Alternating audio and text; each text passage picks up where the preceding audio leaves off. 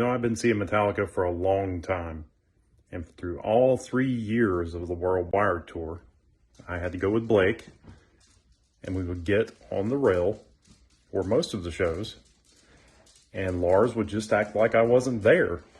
I mean, I know Blake has like 140 tattoos of Lars or something like that.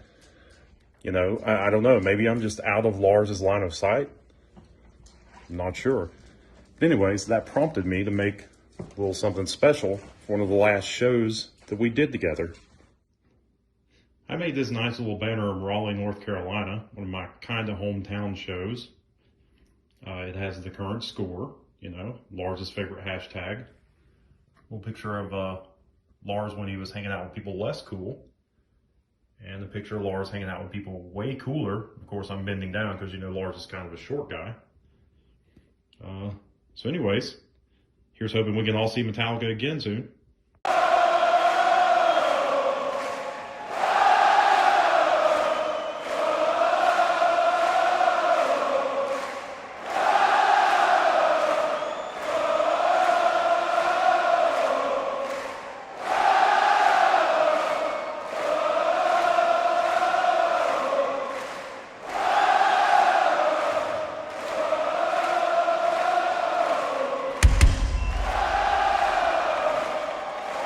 I was pretty much afraid of everything, afraid of the world, afraid of speaking, really, really shy kid. Music was a way to speak, as simple as that. I could either just journal, write poetry, write just whatever was in my head, and sit down, strum a few chords, and put that together. And that's me. That's me telling the world about me when I can't do it on my own. So music was the voice I didn't have.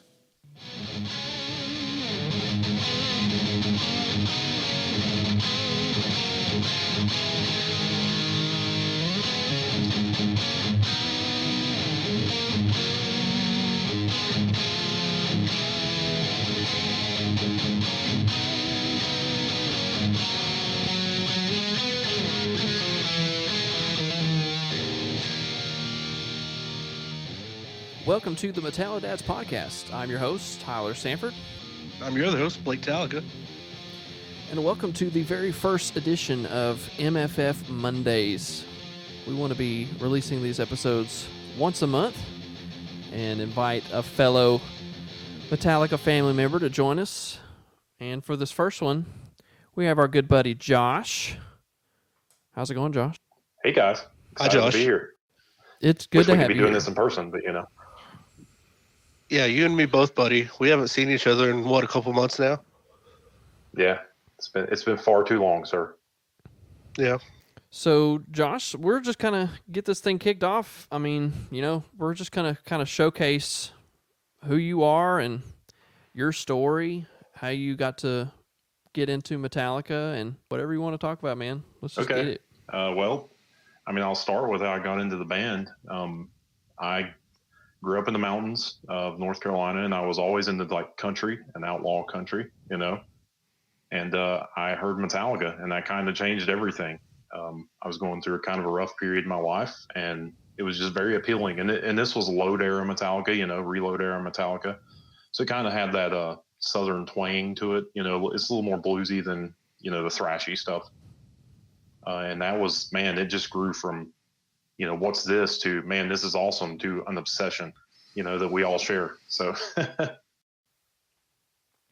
Yes, I think that's a very common story between just about every single super fan or anybody that's seen them more than once that would label themselves that. I think that's probably echoed. Yeah, and the thing about it is you mentioned seeing them more than once. Live is a whole new level. There's such a difference. Recorded Metallica is amazing, but live Metallica is just another level, so that it's like a drug, man. You get hooked. I mean, I guess I shouldn't say it's like a drug, but it's like a very good thing. You get hooked. Well, that was part of what we talked about. I mean, that was literally our entire episode 2 was our first concert experience. And the fact that once we saw him that one time, we were like, okay, when's the next one? Fortunately for Blake, he was able to hop down to Atlanta. It was a month later. Right. a month later. How long did But, you wait, Tyler, yeah. from the first one to the second one, 2009 to It was 2012? from 09 to whenever Orion in New Jersey was. So 12. That was Blake. Your first show was with Lemmy, right? Yes, that was both of our The first Nashville show. Oh God, that was such a great show, man. Wish I'd have been at that one. We would have remembered the giant guy. So, like, I didn't know you at the Orion Festivals, but I remember seeing your big ass. I was remembering to say that comment because yes, I remember sitting in line or standing in line. I mean, I think we had the conversation like, man, that dude is so tall. Yep. Little did we know. Yeah, it's hard for me to hide much of anywhere, man. Well, So and Josh, we were let's- in awe of your battle vest too, because it's. Did you have it back then? 13 was the first year I had it. Okay. Yeah, I couldn't Orion remember. 13. It had to Right. be at some Orion Festival because I just remember the spikes on the shoulder. I was like, that vest Yeah. is awesome. Yeah, I'm not picking a fight with that dude.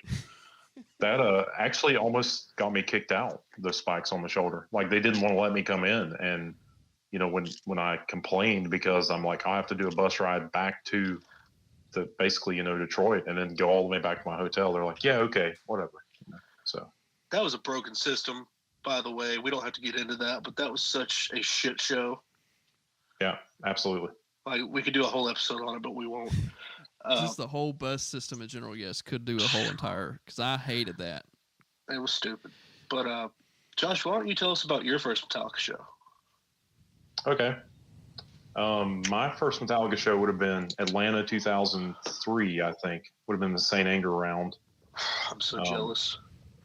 I mean, it was a great show, and it was everything I'd hoped for. And I had not been to many shows at that point, because I was kind of just getting into metal, and I didn't have a lot of money, because I was in high school and fresh out of high school.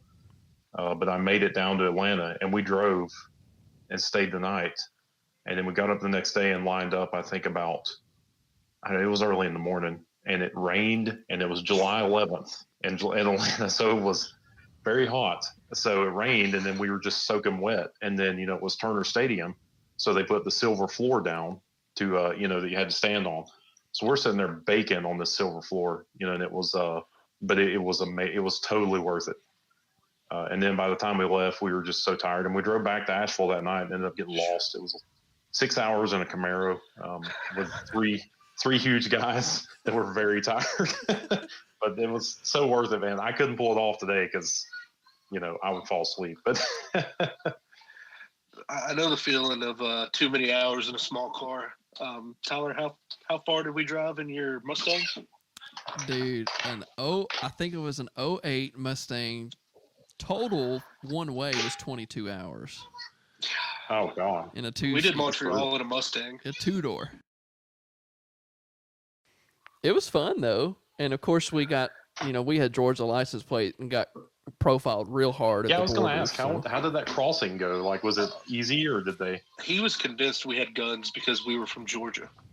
Well, yeah, that's a We good were- assumption. 19, 20, 21. We hadn't even really seen a gun at that point. No. Yeah. And the question, I think directly was, it wasn't, do you have a gun? He asked, how many do you have? Yeah. So, and even though we didn't, we still got pulled over to the side and had our luggage searched. So, Yeah. with drug dogs and the whole 9 yards. So, that was Luckily, fun. we're good kids and don't do bad things. And Blake made was it so okay. worried Yeah. that, even about his blood pressure medicine. He was like, if they don't let me in, I'm leaving this here. Sacrifices must be made, right? Hey, I'll have a stroke. Fuck it. I got my stuff searched in actually 2 places. One was San Fran when we did SM2, and San Francisco because I heard that locals hate it when you call San Fran. But It's anyways, like when you call Atlanta Hot Atlanta, they hate that too, but I still Yeah. do it. but I got my stuff back and I had painted all those rocks, so I wrapped them in paper towels and plastic bags, and I guess that looked too much like explosives. So they had rifled through my bag, and I had a little note. And then the other was Vegas when we got the shift knob signed, and the guy had to swab the shift knob, and I'm like, please God, don't swab the signatures off my shift knob. Oh, my God. Oh, yeah. He's- Stephanie he had was like- meet and greet for that show, didn't she? Yeah, he was like, "What is this?" And I'm like, "It's a Metallica shift knob."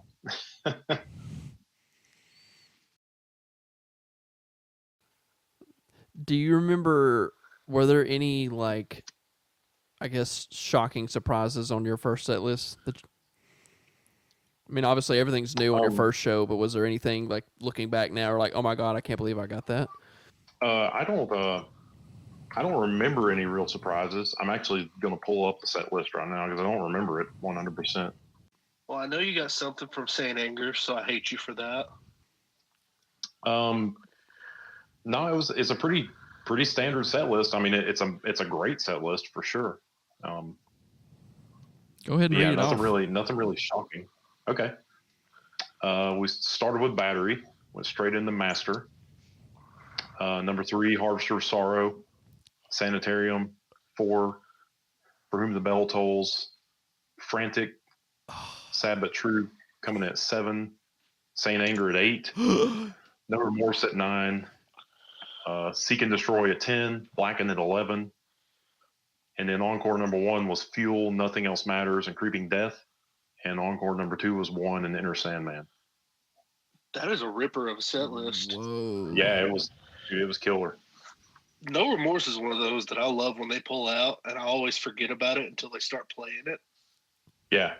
And it's interesting that you said they opened with Battery, because we had the same exact conversation on, I think, episode 1 or 2, that we weren't sure if they had opened with Battery anytime recently. So within the last 20 years. So that's crazy. I remember specifically them running out and starting to play it, just stepping out pretty fast and just going straight into it. And it was so awesome. Oh, no tape? What's that? No tape for Battery? No tape? I don't know. I don't remember. Maybe there was a tape. Maybe there wasn't. I'm not sure. It's 20 years ago. Who cares? Yeah. God, it was about 20 years ago. Don't remind me of that, man. I don't think I'm going to tell you what me and Tyler were doing in 2003, but I'll just let you take a wild guess. Oh, yeah. I'm sure you were still in diapers or something, man. I don't know. No, we're not that young. Probably middle school, 2003? Yeah, easily middle school, yeah. Because 2006 was our freshman year, so. Okay, so. We're a couple of youngins. Not anymore. I feel old these days. God knows I used to be able to drive from here to Canada and not bat an eye. If I tried that now, my back would just give out halfway through. We ended up stopping in, I think it was Albany, and then drove 5 more hours after we set. That was a miserable experience. Did you guys get a hotel, or did you just pull over and literally just sleep in the car? We slept in the parking lot of a grocery store. Nice. That was on our way home too, because we did stay in a hotel on the way there because we were able to find something. But if I remember correctly, I think there was some sort of like bass tournament or something right on the border.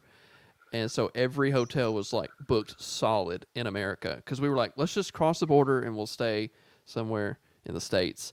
No, that didn't work. It was, we stopped maybe at 5 hotels, and by the 5th one of like, nah, man, we're booked. We're like, I can't keep my eyes open. This was like 4 o'clock in the morning after being at a festival. And I'm like, I can't do this. Yeah. Adrenaline only goes so far, man. Yeah. You know, it's once you start coming down off that high. I mean, Dad, we're a couple of broke kids, and we're looking for Motel 6s and shit. Yeah.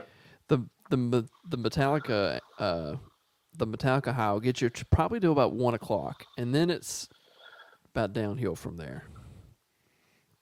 Yeah. Just enough time to make it to the car.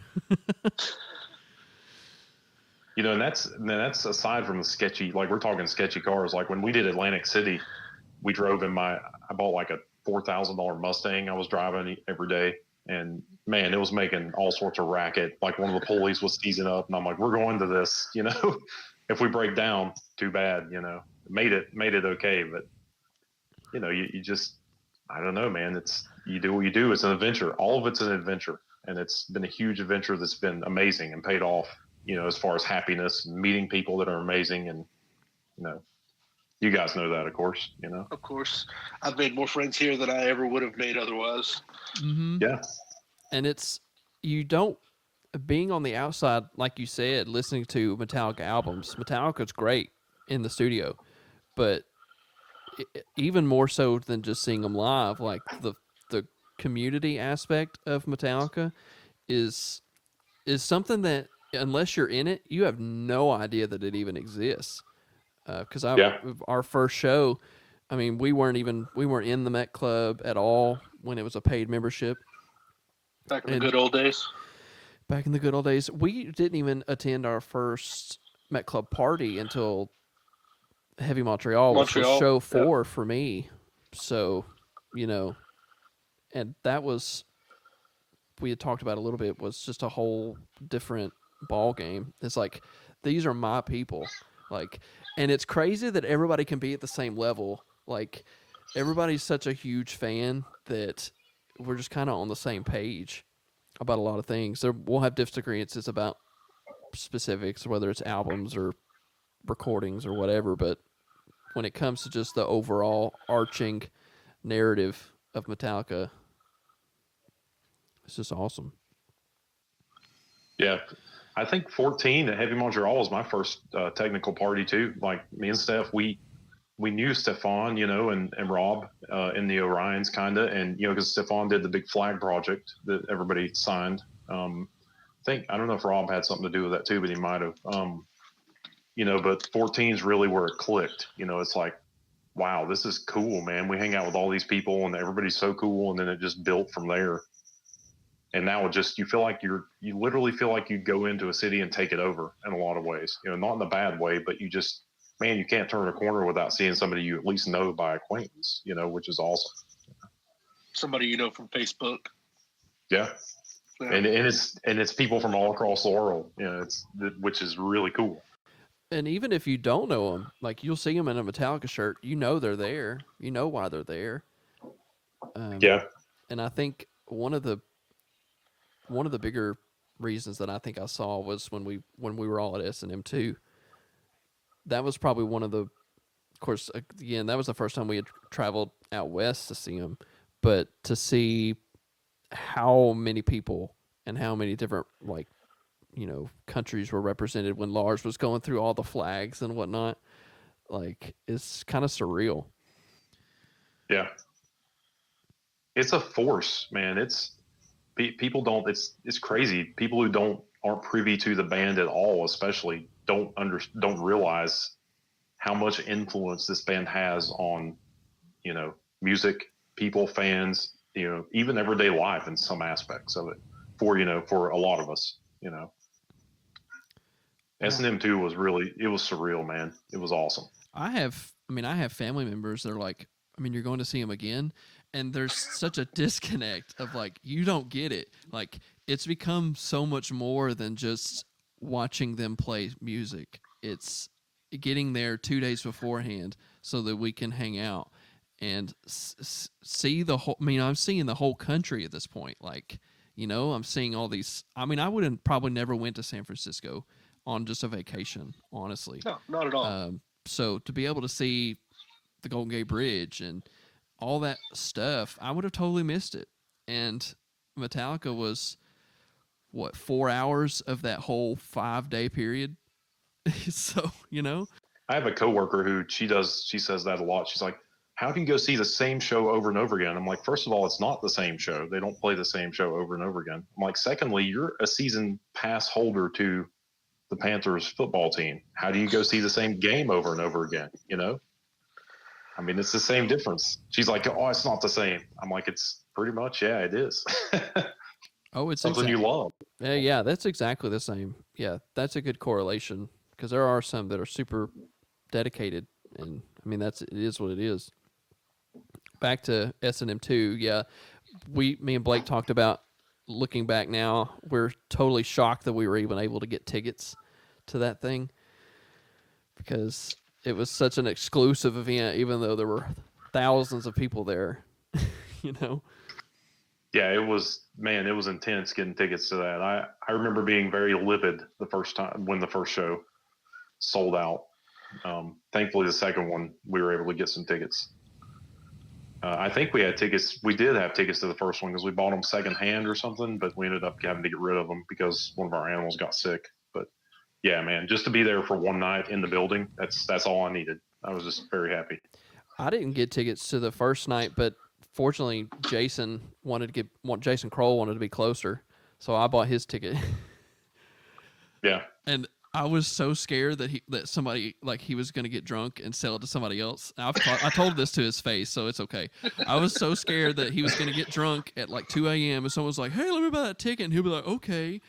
And so we got into San Francisco 2 a.m., like our time, Georgia time, 2 a.m., and drove out to that bar that everybody was at like 3 o'clock in the morning. I was like, "Jason, I need this ticket in my hand tonight or I will not sleep." So. No, Jason, man, he's one of the best dudes in the whole family.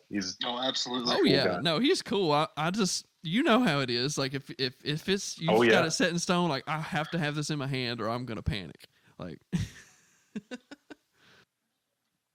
Back to the S&M2, I mean, I just want to throw this out there because I know everybody feels the same way I do about this. I've got to where I can't listen to The Memory Remains from that show without just losing my mind hype, wanting to go to a show. During the sing-along, I lose my shit, and I'm ready for a show.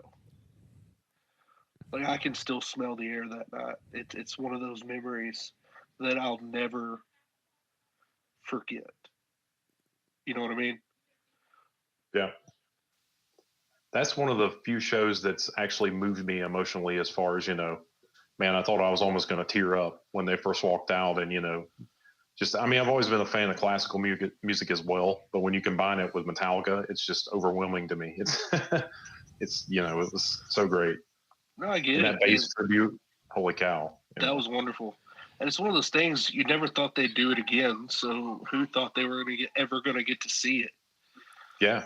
I definitely did not think they were going to do it again. And what's crazy is I think like 2 years ago, Metal Up Your Podcast did a What If S&M2 set list. And like, me and Blake have the same background as far as like choral, and just such a deep respect for anybody that's a classical musician like that, because I know how hard it is. So the dedication that it took to learn all those songs and to perform it the way they did. And I really enjoyed the energy that Edwin brought, because he added it. He took it from, it could have just been here with the symphony, but the moment it got to the build-up of Call of Cthulhu, when it's the build-up and he starts jumping, like, I lose my mind when I watch the movie and he's just like in it. I'm like, yes, this guy gets it, and he just brought it just to a whole the plane that it may not have been at had it just been somebody that wasn't really into it at all. Yeah, he was definitely in it to win it, man. He was there down. That's always great to see that kind of enthusiasm. Were you guys chorus kids? Did I catch that right? Yeah, that's awesome, man. I played a violin for a few years back in school. Wish I could pick it up again. So I'm right there with you with the nerdy music. That's such a dainty instrument for such a large man like yourself. Man, it's all about balance. I never would have paid you for a violinist. V8s and flowers and violins and Metallica, man. It's got to be, Well, float your boat, buddy. We don't judge around here. No. Unless you don't like Saint Anger, then we judge the shit out of you. I love Saint Anger, man, especially live. Yeah, I'm sure you do. Maybe one day that'll be us, and not the S&M version of All Within My Hands. Look, I'm glad we finally crossed one off our list, but it's bittersweet that it wasn't a regular version of a Saint Anger song. I still feel like it's not crossed off just yet. Well, we talked about it in episode 2 that literally all the way up until S&M2, they were playing Frantic and Saint Anger back and forth every other show. And I was like, I was trying to call it. I was like, they got to be gearing up for S&M2. Maybe they've got it ready for the symphony. They're just trying to get it dialed in. And nothing. I was like, well, really? Come on. I thought the same thing when they played. It's my wife's favorite Metallica song, "The Thing That Should Not Be." I was That's a great convinced song. they played it like one of the last two shows before S&M2, and then they didn't bust it out. And I've heard her bitch about it ever since. That's one I've never seen that I hope to see. The Thing That I Should would Not Be. love to see that song. Yes. Yeah, I think the acoustic "All in My Hands" is better, honestly, than the Saint Anger version. I like it. I don't know if I'll say better, but I like it. It's shocking how different it is. It doesn't even. I mean, I know it's the same song, but it does not sound like the same song at all. But I do really like it, and I think it was a good pick for the first single to release when they teased it. Yeah, for sure. Because it just fit. It fit the vibe. It was exactly what S&M2 was. So, what tickles me is on local radio here, nobody knows anything about Metallica. So I was listening one day, just had it on in the car, and the radio DJ was convinced that it was a new song from Metallica. I thought it was the S&M2 version of No Leaf Clover or something. Evidently. It was the new song. That was something else that I was hoping we were going to get. Now, as great as it was to hear the symphony by themselves with the first song, and I know it was like a big step out for them to play those two new songs that were symphony, esque. I really probably would have preferred a Metallica single. Oh, absolutely. I think it was I feel like it was just a matter of time. They just didn't really have time to. I mean, they just come off of the World Wired, and I think this S&M was thrown together pretty fast, right? And S&M2 was. I agree. At least they didn't try to force it, like trying to use Lords of Summer or something, which I love that song, but I don't know. It seemed like that was a single that seemed almost forced. In a rush. Man, I'm going to go on record and go ahead and say the Lords of Summer demo is better than what made it to the album. Yes. Oh, absolutely. Oh my gosh. 100% agree. I think the lyrics are better. I think the attack is better in the drums. Like it's all around better. Like it was when we saw it at Heavy Montreal, it was on point. It was really a highlight of the show. And then I heard the album version, and I mean, it's good. Don't get me wrong, but it's just I can't get behind it like I can while they were playing on tour. It doesn't feel like a Metallica song. Feels like they got it, and then they tried to polish it too much, and it just went too far beyond. Yeah, the demo was what should have been released on the album, and the fact that Lars got the double bass going during Montreal too was awesome. Yeah, that and seeing And Justice were the two highlights for that show for me. Yeah, that was my first time seeing Justice too. I love it. Yeah. Yeah, me and Tyler make the joke all the time that we drove all the way to Montreal just to see And Justice and Lords of Summer. We'd seen everything else on the set at that point. Yeah. Well, and it's because it was the by request show. And of course, we couldn't be lucky enough like European shows and get some cool people to pick good songs. We had to, everybody picked what Lars would have picked if he had wrote the set list himself. So, yeah. Yeah, I was excited about. I mean, it was a cool concept by request, but I was excited because I'm like, man, this is our time to shine. We're gonna have an oddball set list, and then I saw the voting, and I'm like, well, not at all. Not at all. Yeah, so much potential. I was like, I don't know how they got away without playing Fixer. I really don't. I don't either. There's a guy doing a whole campaign for the Montreal show. I voted for it. Heck yeah, I did too. But I'm shocked they didn't have to play that at some point because they had to play. I'm going to be honest with you. I feel like even if it would have been voted, Metallica would have nixed that behind closed doors, and it never would have made it to the light of day. Watch it be like they've somehow even if it got enough, they just kind of removed some of the votes or whatever. Oh, absolutely. It couldn't get up in time. I imagine it being like right under. It's like Seek and Destroy, and it's like right under the set. Like we're so close. Oops, almost had it.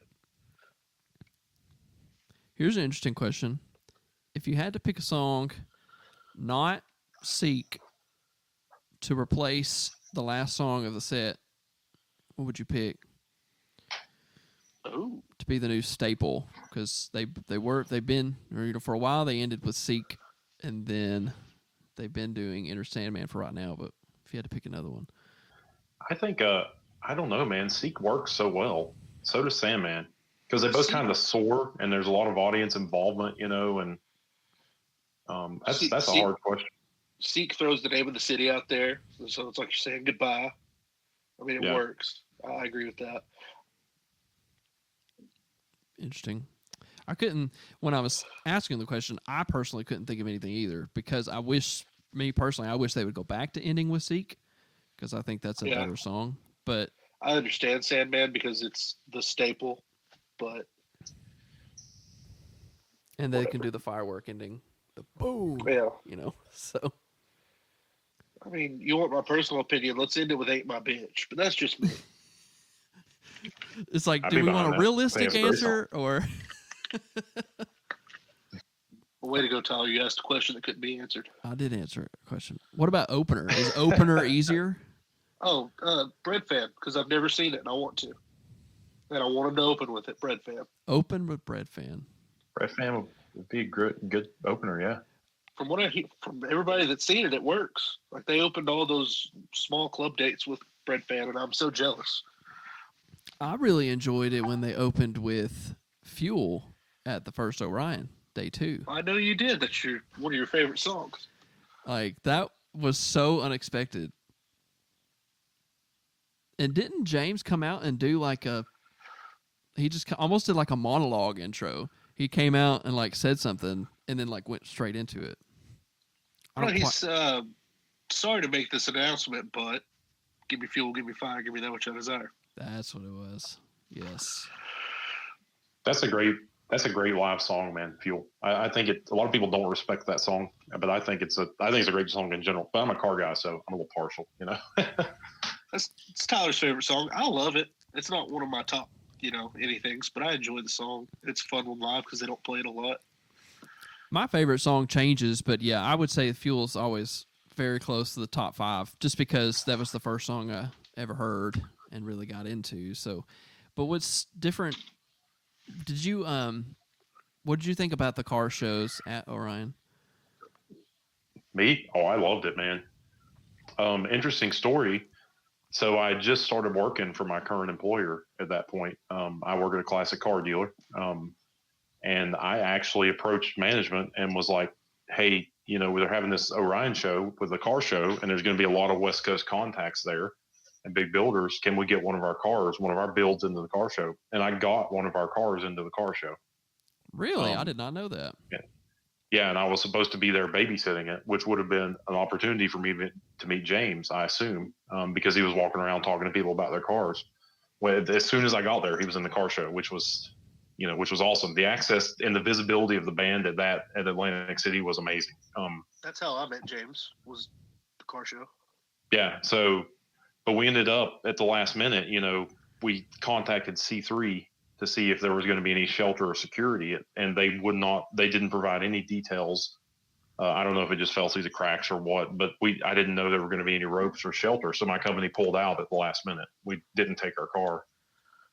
Come to find out, there were ropes and shelter. So it was, it kind of hurt my heart that we didn't participate in it. But it was also nice to enjoy the show and not have to babysit a car while we were, while we were there half the time. So yeah, I'd have quit right then and there. Hey, Metallica's over there, so I'm gonna be right back. But no, the Orion shows really spoiled me because I'm not a huge drinker, and I thought it was great to have things to do besides sit in the field. Like, I do the festivals around here, and it's, I'm not taking anything away from the festivals we have here, but it's a lot of just sitting in the field and drinking and waiting on the band you want to see. But Orion was, it was great. I keep saying that word, amazing. It was great because there were things to do, I think it was amazing because we're not drinkers either, and we had something to do other than sit in the sun and be miserable. I think the ideas that they had at Orion were pretty groundbreaking, in my opinion. They thought outside of the box so hard, I mean, I had never been to a festival that also had a car show, that also had a museum of the band's memorabilia, that also had some A movie tent. for Lars. Like, that was just so out of the box thinking that I thought was just really cool to kill time, first of all, but just see it in general. And to see James do his little car thing, and everybody kind of did their little highlight, and them introducing all the bands, and I don't know, it was just really neat. And I hate that it did not go as well as they hoped to continue. Maybe one day. I would, I would pay a scaled price for that. Like, I understand they didn't pull the numbers they wanted, but if they wanted to make it a more exclusive event for maybe just the hardcore people like us, I would pay a lot more for that experience. Oh, take my money, every bit of it. Yeah, I would pay a premium price for that, easily. Like, if you want to do I think last time they did a, what was it, $350 for the whole weekend? I can't remember. It's been so long, I can't tell you. So I feel like that was an accurate number. I would pay upwards of $250 a day. Oh, I'd pay $5 for the weekend all day. Yeah, that's what I'm saying. Yeah, so $500 for the weekend. Of course, Metallica's got to promise they're going to play both days. Yeah. But that takes some of the excitement out of it. They don't have to promise. They just have to give us a little wink and tell us what we're looking for. Yeah, so Orion Festival. Maybe one day we'll get to see that again. If they do it again, of course, and we've given a lot of suggestions to Metallica already, so if you guys, whenever you're ready to, sure. whenever you go to do it again, you need to cover "Do It Again" by Ja Rule, so that we can see that live. Yes, please. Is that like that Swiss Beats and Ja Rule song they did? Yeah, we did it. We did it. Yeah, there we go. Man, I'd almost forgotten about that. Dude, Oh no. I'm gonna let Blake tell you that. I have this ongoing prank war with this song, where anytime I see him just out of the blue, I'll be like, "Hey, look at this on my phone," and as soon as it turns, it's that song playing. That's how we get each other. Yeah, if you can if you catch yourself off guard with it, it's when it's the best. You're not expecting it, and it starts a woo, yeah. We've even got our wives playing the game. We've been doing it so long. What was the name? I think the name of our group for me, Blake, and Chassis when we were going to San Francisco, what was it called? Oh, our Facebook Messenger group? Yeah, it's called Not Going to Cali. If they don't play, we did it. So, yeah, that's an interesting song for sure. Anyone listening right now, if you haven't heard that song, do yourself a favor. It's a fucking gem. Especially when the James Hetfield part kicks in, because it's so unexpected. Yeah. But anyway. More than this. All right. Well, Blake, you want to... So here's what we're going to do. For every month when we do these, we're going to ask the same 3 questions. If anybody's ever watched The Walking Dead, Rick used to always ask 3 questions in order to be accepted into the group. We won't ask those same questions because it doesn't necessarily pertain to this particular situation. Not at all. Unless Josh wants to answer, how many walkers have you killed?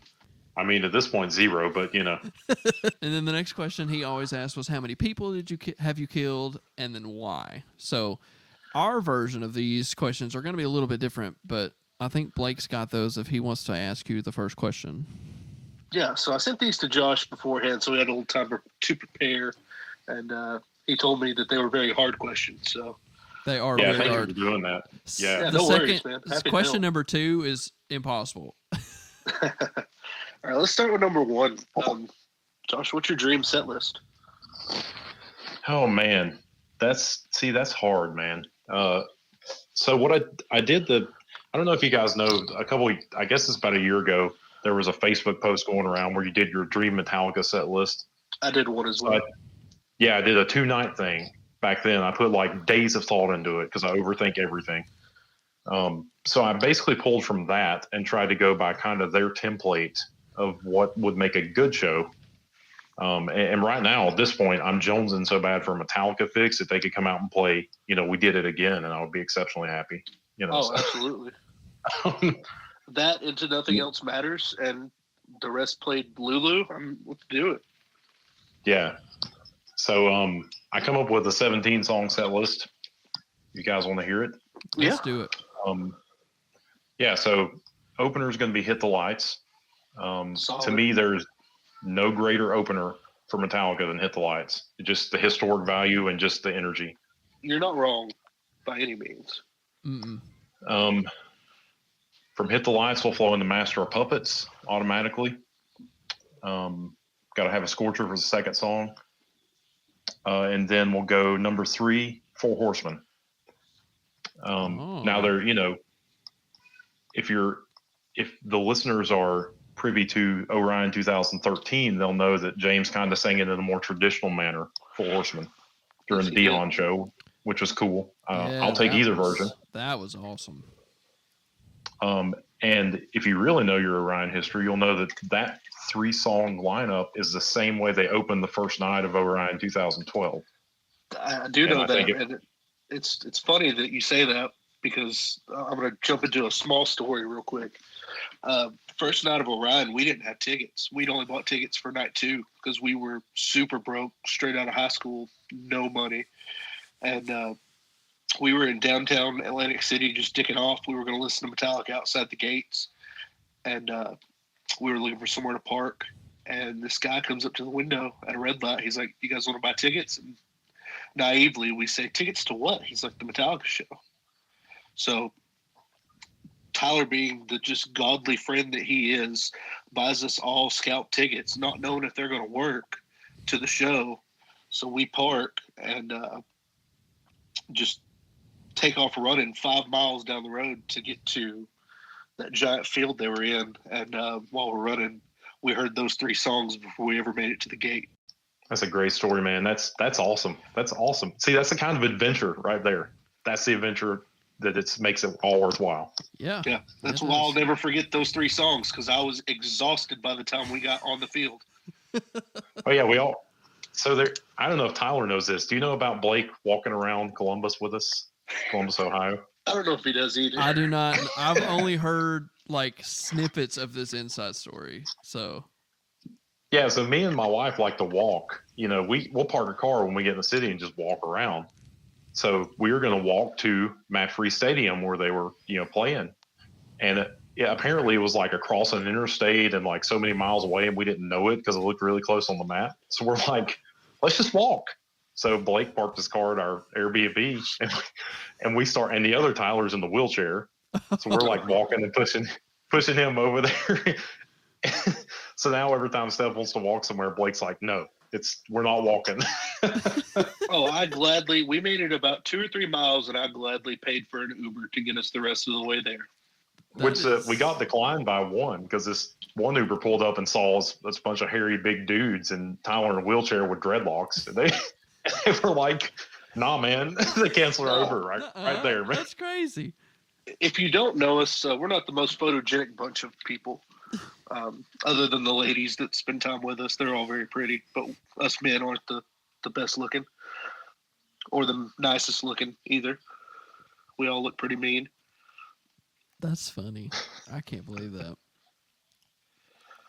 So anyway, song 4. Yeah. Song 4. So this is where generally the band, kind of introduces themselves. We're Metallica. So we got a general audience welcome, and then we got a small build up to Ride the Lightning, song number 4. Pretty epic. Song number 5, Lars can dust off his kick and go straight into Bells, From the Bell Tolls. Which, by the way, to me, this is a stadium show, because my favorite kind of Metallica live is in stadiums. And For Whom the Bell Tolls is one of their best live songs, in my opinion, and especially in a stadium. Just the scale and how epic it is. I'll give you that one. Yep. The more people in the crowd, the better for that song. Yeah. Number 6 is when I saw him in Charlotte in 2018, we got the rare treat of Through the Never. And James did this little like guitar tease, and then he went straight into the riff for Through the Never. So that'd be number 6. All right. So the song number 7, I wanted to throw a curveball and also maybe do the cover thing where they pay tribute to a band, So let's go with The Small Hours. Love to hear that. Okay, that's a different one. Song number 8, Saint Anger. Gonna make you guys happy. Yes. Always a win. Thank you. Oh, that's beautiful. It would have definitely made my list too. So, especially the way they were doing the intro to that song too. Most recently, like it was awesome. Song number 9, getting to about halftime, so we're going to start slowing it down a little bit. We'll go with Outlaw. That was a highlight at S&M 2. Yes. I've listened to that recording so many times now. Chassis, my wife, hates that song. How can you hate Outlaw? I don't know. Ask her. I'm pretty sure that's illegal. Outlaw is just, and it's so bad because me and Blake used to give it such a hard time back in the day, but it's grown on us so much that now it's like probably top 5 at this point. Oh, absolutely. I love that song. Song number 10. So it really pains me that they don't play any Death Magnetic. Recently they haven't played much on their sets. Right. And one of the things that they talk about how heartbeat, when you hear a heartbeat, you synchronize your heartbeat with that heartbeat and get you amped up. So song number 10, we're going to do the heartbeat intro tape into That Was Just Your Life. Yeah. And have it as song number 10. Rolling on through number 11, we'll go with Atlas. It worked really good as a second song on the Worldwide tour, and I think it would work really good as a roll-in song here for number 11. Yeah, that's one that really surprised me on that 17 tour, where I liked the song all right until I heard it live, and it just gave it that extra oomph. Yeah, man. It just made me appreciate it. It rips live, man. That's a great song live. Mm-hmm. Number 12, we're going to roll tape to All Nightmare Long. Okay. Let's see. And, number 13 was actually the last song I chose. And it's interesting because I'd covered all the albums but Justice, which is my favorite Metallica album. So slot number 13-ish is usually something, as far as I can tell, like a kind of a riff-driven stomper. So like Think Sad But True. So I'm going to go with Shortest Straw for number 13.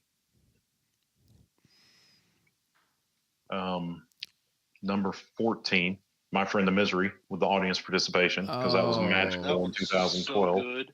Yep. Yes. Every time. That's another one of those moments I'll never forget that I was a part of. Yep. And then we have the encore pause. So for the encore, we're going to come out strong like they always do, and that's going to be Fight Fire with Fire. Love how James kicks that off with the riff. Yes, that one rips. Number 16, No Remorse. And then number 17 is the final song, which, usually they do 18, but somehow I ended up with 17, which this is probably more than 2 hours of music. So I had this crazy idea to play like the Pusshead 1 visuals, like at the beginning of 1 with the skulls and everything. But then I would play Disposable Heroes as the final song. Oh, because that's different. To me, Metallica is epic, and it doesn't get more epic than Disposable Heroes. So that's a song I wish they played more. Yes. Yeah. They haven't busted it out in a while, and I love that song. Yep. That was a great set list. That's going to be hard to beat next month. Yeah. I like that you kept, because even though they play at every show, I like that you kept Master, because it's, it's just a staple. Yep. That song, I think, defines Metallica, Master. I mean, I know everybody knows Sandman, but to me, Master is what defines the band. Yeah. It just gives you, that song in particular gives you just a window into what the future held for Metallica. So, because it had the thrash, it had the melodic bridge, and then the thrash ending. So, or the build ending. So. All right, so that was a great set list. Like I said, it's going to be hard for whoever next month's guest is to beat that. But let's move on to question 2. If you had to erase one album from Metallica's history, not Lulu, Garage Days, it has to be studio album Metallica, what would it be and why? Okay, this is another hard one. And first off, who in the right mind would want to erase Garage Inc. or Garage Days? I know. 'Cause I'm just throwing it out there. Yeah. I want it to be a straight up Metallica album, not covers. And we know everybody's first answer would be Lulu if they had the option. Oh, absolutely. Yeah. Out the window. I enlisted the help of Steph for this one, my wife, because I'm like, I don't know, man, honestly. But she came up with the perfect solution. She said Reload, and I think I can get on board with that because it does not affect any phase of the band. So Metallica's progressed through different phases, but Load and Reload are largely the same phase, and Load is a stronger album anyways, in my opinion. So Reload would be the one I would probably kick.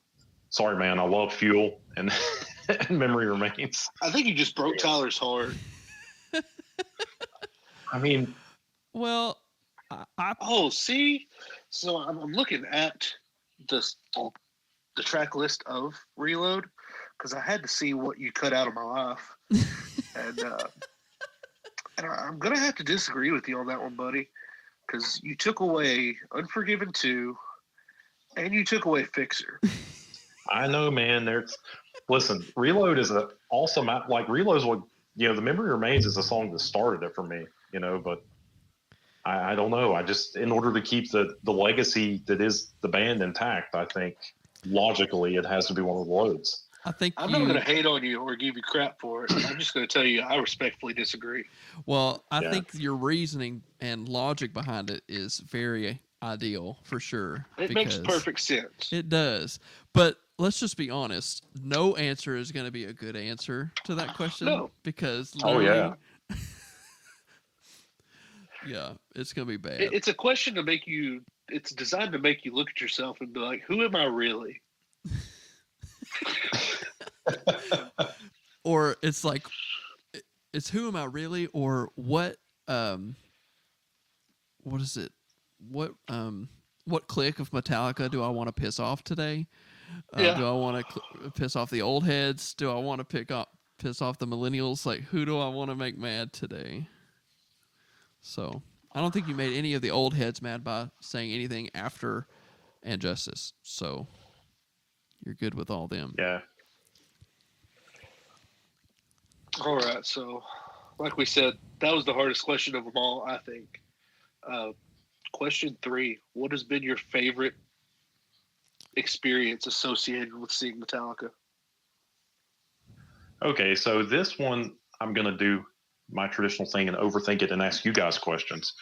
Okay. What exactly do you mean by experience? Like, are we talking just band centric? Are we talking member centric? Are we talking with the family, Metallica family? It's open to interpretation. It's however you want to answer the question. Me personally, if I were to answer that question, it would end up being something with all you guys, the family. Yeah.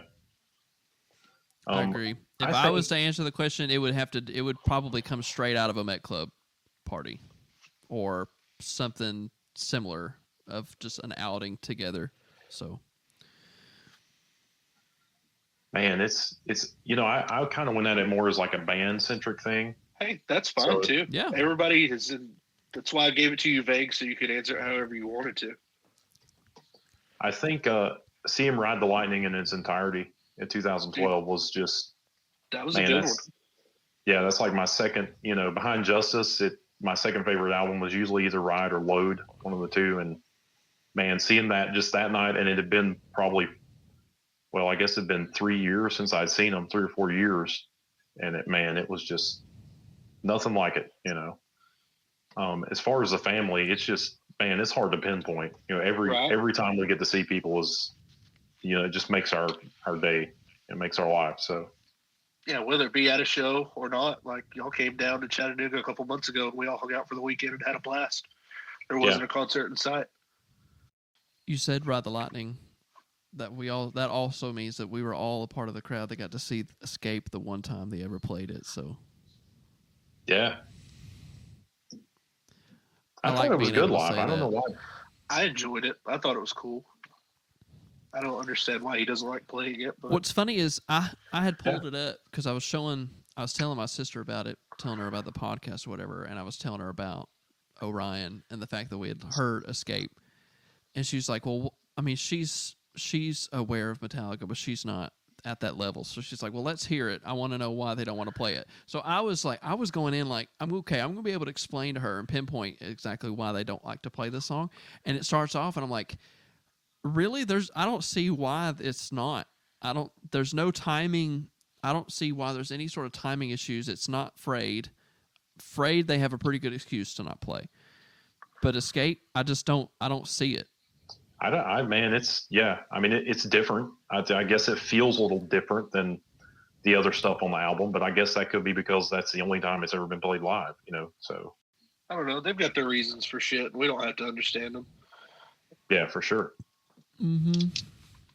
But you can't, it's hearing the breakdown of that song, the hammer down portion, like, golly, man. Can you imagine? Also, now that we're done answering that question, did you see the Pandemica show? Yeah, I did. It was. I have mixed feelings on that, but do you remember specifically "Sad but True"? I thought that was one of the best versions of "Sad but True" I've heard in a very long time. Dude, yes. Yeah. That thing, it was so dirty, slow, and just, oof. Yeah. Yeah. It was heavy and sludgy like Sad but True should be. Yeah, I remember I actually posted on I think the chat that was one of the best Sad but Trues I'd heard in a long time. Yeah. I believe I remember seeing you say that, and I agree. That whole set list was tight. Yeah, the Pandemica show was awesome, but it was, it just kind of drives home the fact for me that there is no live music. So I'm kind of like, it's mixed feelings. Like, I'm happy that they did something, but at the same time, I miss it so much. I miss hanging out with everybody, miss going to see them live, So it's a little bittersweet. It also tells you the fact that just because, even though you may have wished that you could see Metallica without a crowd pushing up behind you, it just solidifies the fact that that's not the reason why you don't like it. You know what I mean? Like, I would have given anything to be in a big crowd of people seeing that show versus being by myself, not being pushed, being able to sit down, eat right before, go to the bathroom, the whole 9 yards. Like, it just wasn't the experience at all. I mean, it was just a movie. It was just Through the Never Part 2, And if that experience taught us anything, it taught us that there's always going to be some drunk asshole screaming at the top of his lungs about something. And I have a bone to pick with the theater that we saw it in, because I don't know if they didn't get the memo that it was Metallica that was going to be playing, but they had the volume at maybe a max 3. Oh, yeah, it was trash. It was so bad. I mean, Blake's car was literally max volume, doors wide open, and we could hear It's a brand new nothing. car. It's got a decent stereo system. We couldn't hear nothing. Yeah. Our drive-in didn't even promote it, really. We had to call them to see if it was even happening in it. And being a classic car guy, I'm a drive-in enthusiast. So, I would have seen it if they had put it out. And I'm like, guys, do you understand that you could probably make a lot more money if you'd put a little promotion behind this? But I guess they had their reasons, I don't even remember. Where did we see ours? It was in the middle of nowhere, but there was a pretty good crowd there too. It was up towards Nashville somewhere. I forget the name of the town. Yeah, it was a small city for sure. A very small drive-in. The screen was one of the smaller ones I've ever seen. Anyway, well, all right. Well, we've talked about Metallica for a good solid hour, guys, and this is extremely fun. And I appreciate you, Josh, for letting us, have a conversation with you, sharing your life story with Metallica, and letting us, being the guinea pig for our first episode of these. So, thank you. Yeah, thanks for having me on to ramble a little bit, Yeah, I told Blake that we have to be careful because we could dive into some of these details and spend a whole another hour on each topic that we talked about tonight. We could probably spend an hour So you just have to be, Hell, mindful of Josh what's could have done an happening. hour on drive-in movie theaters. Somebody's listening to this, like, are they still talking about that one subject? Wouldn't surprise me. So before I let you go, we got to go back. I forgot to ask you a question about Orion. Were you there when James? I think this was the second Orion. Were you there when James was revving the drag strip car? Yes, I was. Oh my God! Were you up against it, or were there a couple of people in front of you? I was kind of in the back. I'm a little crowd phobic sometimes, so I think actually then I just walked up at people are already around it, and I just kind of walked up behind people. So I mean, I can see over people, so I don't necessarily have to be in the front. Yeah, sorry to say this now, but for those who don't know who Josh is, he's a very large man. What are you, 6'9", yeah. 6'9"? So it doesn't take a lot for him to look over somebody's shoulder or forehead. So I mentioned that because me and Blake were on the rope next to the car, and so James hops in, turns that thing on, and you talking about deafening. So first you can't hear, then you can't breathe because the fumes are so strong, and so it's just a stifling experience, and it hurts. And so I just remember looking at Blake thinking, are we gonna die? I've never been so sad in my life because I felt like if I didn't walk away, I was going to choke to death, literally to death. Man, that's part of the thrill, man. Have you guys ever seen NHRA, like a drag race? Mm-mm. Dude, No. you can feel it. Definitely take earplugs, but if you sit in the stands or stand next to the track, you can feel the cars in your chest, like rattling your bones.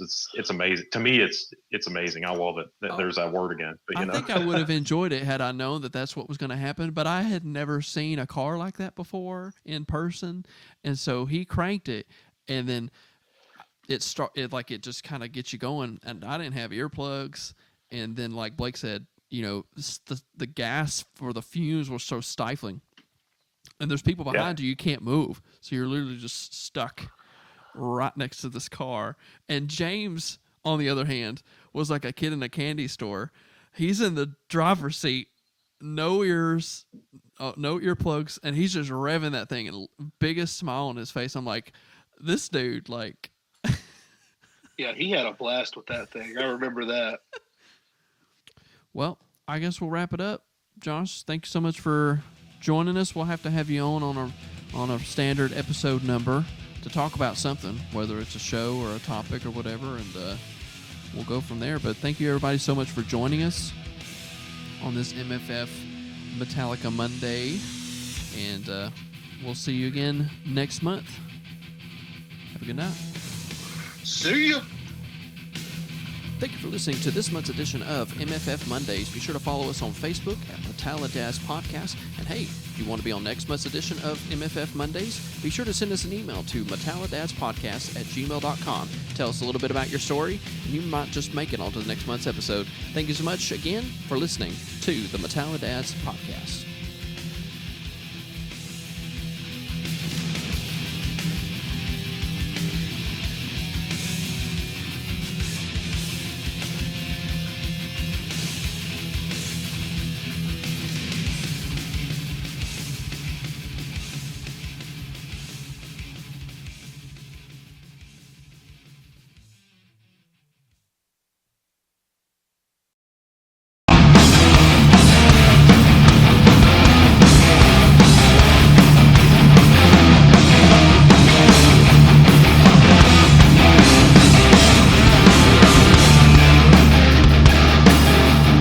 Nashville, did you have fun tonight?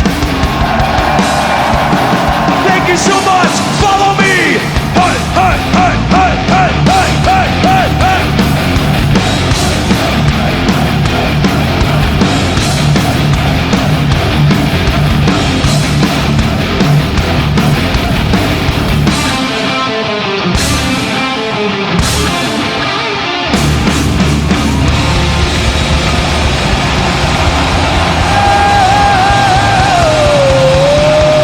Thank you for listening to a complete episode of the MetalliDads podcast. We appreciate you spending your time with us. If you enjoy what we're doing around here, please leave us a review on the Apple iTunes Store and on Facebook. Speaking of Facebook, you should follow us on our socials. That's on Facebook and Instagram, MetalliDads Podcast. We'd like to have you on the show, so send us an email or contact us at metallidadspodcast@gmail.com. And as always, thanks for listening.